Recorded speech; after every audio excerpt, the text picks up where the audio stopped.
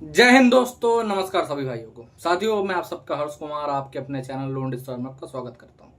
साथियों, बहुत सारे हमारे भाइयों के सवाल आ रहे थे। वो लोग पूछ रहे थे कि सर लोन सेटलमेंट कब करा जाता है, कैसे करना है, कम से कम कितने रुपए के अंदर हमारा लोन सेटल हो सकता है। कई लोग अमाउंट पूछते हैं, कई लोग पूछते हैं कि सर 10,000, 20,000, 50,000, 1 लाख रुपए में कितने रुपए में लमसम हमारा लोन सेटलमेंट होगा और किस टाइम पे हमें अप्रोच करना चाहिए। क्या एजेंट से हमें बात करनी पड़ेगी, क्या बैंक को सीधे कोई लेटर लिखना पड़ेगा, या फिर हमारे पास खुद चल के ऑफर आएगा। ऐसे बहुत सारे भाइयों का कहना है। ठीक है, आज आप लोगों को इस सारी बातों के बारे में बताऊंगा, टाइमलाइन बताऊंगा। ठीक है, प्रॉपर टाइमलाइन बताऊंगा कि कब आपको अप्रोच करना है, कितने टाइम तक आपको वेट करना है। ओके, किसको अप्रोच करना।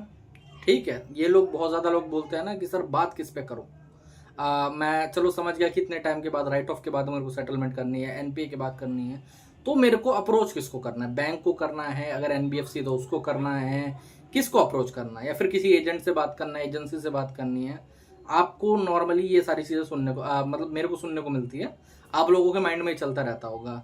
और कम से कम कितने रुपए में होगा ये भी बताएंगे। ठीक है, और पूरा प्रोसीजर बताऊंगा, A to Z सेटलमेंट होती कैसे, इसके बारे में पहले जानते हैं। ठीक है, तो देखो सबसे पहले तो एक चीज जान लो कि आपका जो कार्ड हो, कोई क्या कहते हैं, एनबीएफसी का लोन हो या फिर कोई बैंक का लोन हो, जब वो डिफॉल्ट होता है, जब तक वो एनपीए नहीं होता, मतलब जब तक कोई भी लोन या फिर कोई भी कार्ड नॉन परफॉर्मिंग एसेट में नहीं जाता है, उस श्रेणी के अंदर नहीं जाता है, तब तक उसके ऊपर कोई भी सेटलमेंट का ऑफर नहीं आ सकता है।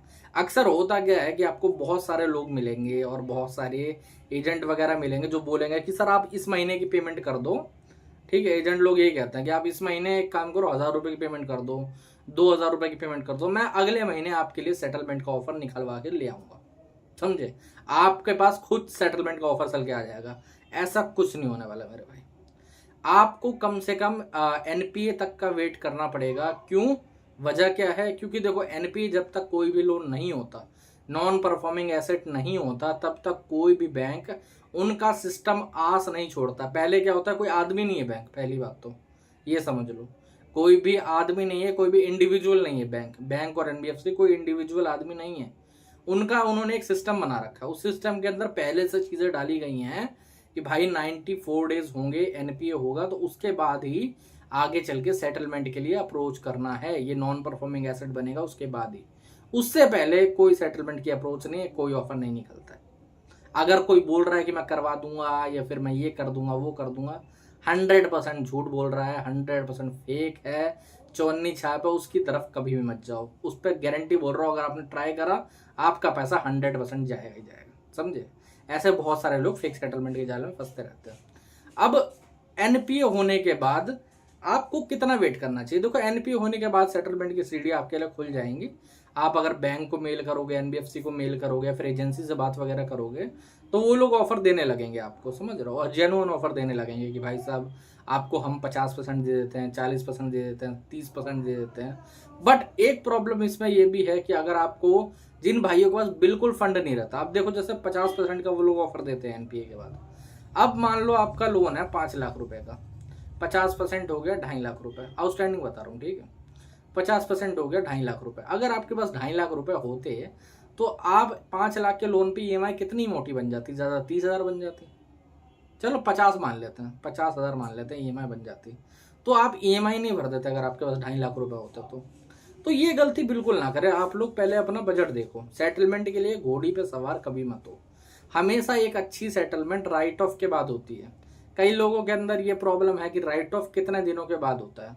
तो पहले मैं महीनों में बताता था, अब मैं आपको दिन में भी बता देता हूँ। ठीक है, 180 से 240 दिन के बीच में राइट ऑफ होता है।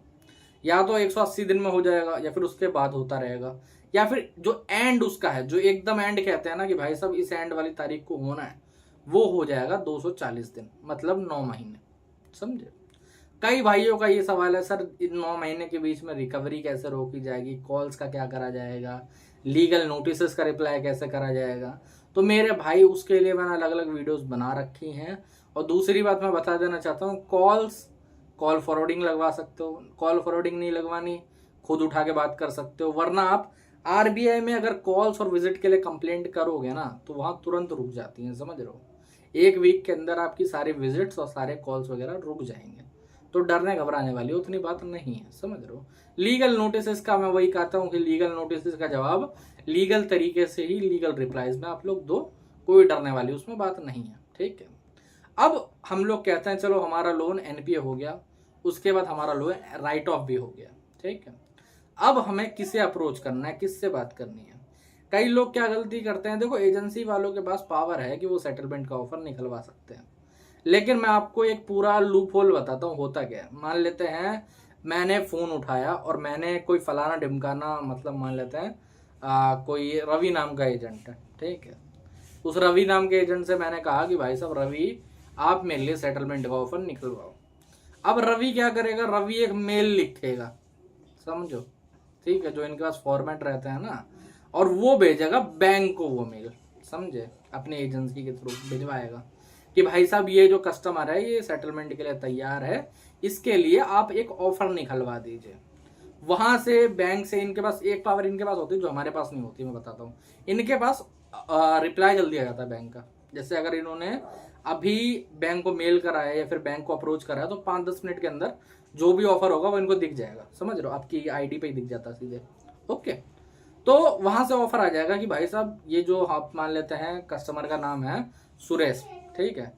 तो कस्टमर जो सुरेश है उसके नाम पर दिखेगा कि भाई साहब इनका 1 लाख रुपए का लोन था और इनके 1 लाख रुपए के लोन पे अभी ऑफर आ रहा है 12,000 रुपए का, मतलब 12% का, ठीक है। तो अब ये रवि जी क्या करेंगे, आपको कॉल मिलाएंगे दोबारा से और ये बोलेंगे कि भाई साहब आपकी जो सेटलमेंट का ऑफर निकल रहा है वो निकल रहा है 30,000 रुपए, जेन्युइनली। ये डबल बताते हैं। डबल क्यों बताते हैं मैं बताता हूँ आपको। दरअसल होता क्या है कि ये लोग सैलरी बेसिस पे रहते हैं, लेकिन इनकी सैलरी बहुत कम होती है, 8,000, 9,000, 10,000, ऊपर नहीं जाती। बहुत जो हायर लेवल के रहते हैं ना रिकवरी वाले, उनकी 15 होती है, उससे ऊपर मैंने आज तक किसी की नहीं देखी, समझ रहे हो। जो ये मैडम आपको फोन करती है ना मैनेजर बन के या फिर वैसे, उनकी भी इससे ऊपर नहीं होती है। इनको एक्चुअली पैसा कहाँ से मिलता है, कमीशन बेस पे। अब मान लेते हैं 12,000 पे अगर ये आपकी सेटलमेंट करवाते हैं तो उसका 12,000 का अगर आप जोड़ोगे कि भाई साहब इनको 10% भी मिल रहा होगा, क्योंकि अब पहले से कम हो गया, पहले 30% मिल जाता था, समझ रहे हो, बट अब 10-15% पे इन लोगों को भी टरका दिया जाता है बैंक के द्वारा।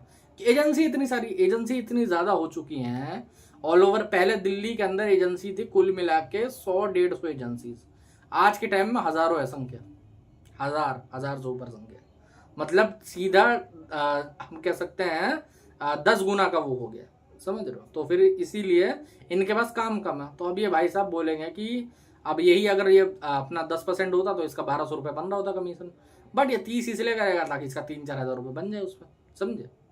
तो अब सही तरीका क्या है, अब इस पे बात करके आपका एक्चुअली में कोई फायदा होने वाला नहीं है। कभी कभार हो जाता है कि अच्छा ऑफर मिल जाता है, बट ज्यादा बढ़िया तरीका ये है आप एक सेटलमेंट लेटर ड्राफ्ट करवाओ, एक सेटलमेंट रिक्वेस्ट लेटर बनवाओ, क्योंकि ये लोग भी वही चीज करते हैं। और आप बैंक को, एनबीएफसी को उसे मेल के द्वारा और उसी लेटर को पोस्ट के द्वारा भेजो साइन करके। वहां पर जिस अमाउंट पे तुम्हें करना है, मान लो तुम्हारा 1 लाख रुपए का और तुम्हारे पास गुंजाइश नहीं है 10,000 रुपए से 1 रुपया ज्यादा की, तुम 10,000 रुपए लिख दो, बैंक राजी होगा, एनबीएफसी राजी होगी, ऑफर होगा तो तुरंत दे देंगे, उन्हें ज्यादा बात करने की जरूरत नहीं है। या तो सीधा तुम्हें लेटर आ जाएगा, सीधा तुम्हें अप्रूवल आ जाएगा, वो नहीं आएगा तो किसी से कॉल बुक करवा देंगे जिसके पास पावर होगी वो सेटलमेंट ऑफर निकलवाने की, आप उससे बात करके वो चीज कर सकते हो।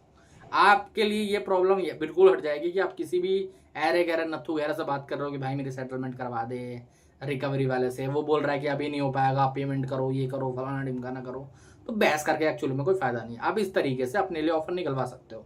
अब पोस्ट क्या करना होगा इसके ये भी बता देता हूँ मैं आपको। सपोज करते हैं आपका रिक्वेस्ट लेटर एक्सेप्ट हो गया, आपका 10,000 रुपये में तैयारी हो गई सेटलमेंट की। आपको पहले तो बैंक के द्वारा लेटर आएगा मेल पे, ठीक है। और आजकल क्या होता है कि ज्यादातर बैंक और एनबीएफसी आपको एसएमएस भी भेजते हैं अप्रूवल का, ठीक है। वहां पर जाके आपको एक्सेप्ट भी करना होता है, आप उसे जाके एक्सेप्ट कर लो, वहां पर लेटर आपको प्रॉपरली मिल जाएगा। वहीं पर आपको विधि भी बताई होगी कि भाई साहब पेमेंट आपको ऑनलाइन किस तरीके से करनी है, ठीक है। आप अगर चाहो तो उस लेटर को निकलवा के किसी भी नियरेस्ट ब्रांच पे जाके वहां पर उनसे मोहर, उनसे साइन और डेट वगैरह सारी चीजें चेक करवा सकते हो, ठीक है। ज्यादा बढ़िया तरीका मैं आपको बताता हूँ। जैसे लेटर आपको मिल जाए आप तुरंत कस्टमर केयर को फोन करके और मेल करके उनसे कंफर्म कर लो कि रियल है कि नहीं, वहां से रियल पता लग जाएगा।